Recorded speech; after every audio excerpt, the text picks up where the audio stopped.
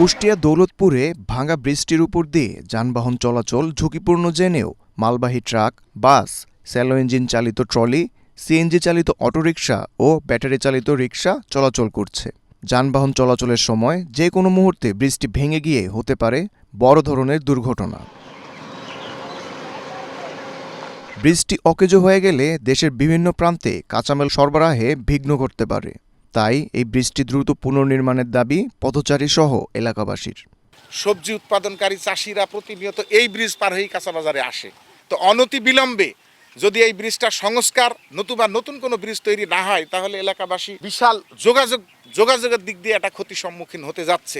Bridge না হইলে না 24 ঘন্টা একভাবে এই রাস্তায় গাড়ি একবারে ভেঙে গেলে আমরা যাবো কি করি? এই রাস্তাটা আসা হেভি রিস্ক, এছাড়া কোনো উপায় নাই, আমার এমনি আসতেই হবে, রাস্তাও বিকল্প কোনো রাস্তা নাই। সব মাল এমনি মাথা যাতায়াত করে, কিছু হলে 20-30 থেকে 30 মাল তুলে যাবে, তারা যেতে পারছে না, কোনো সময় আটকে পড়ছে, ভেঙে যাচ্ছে, কেউ আবার ঘুরিয়ে আছে, বিভিন্ন রকম কষ্ট হয়ে যাবে। এই ব্রিজটা যদি ভেঙে পড়ে গিয়েছে এবং কখন মানুষ মরবে তার কোনো ঠিক নাই। সেতু নির্মাণের জন্য প্রয়োজনীয় বরাদ্দ চেয়ে ঊর্ধ্বতন কর্তৃপক্ষকে জানানো হয়েছে বলে জানান পাওবর এই কর্মকর্তা।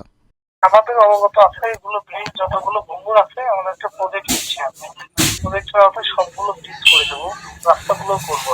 এখন প্রকল্প অনুমোদন হলে প্ল্যানিং কমিশনে আশা করি ইনশাল্লাহ তাড়াতাড়ি হবে।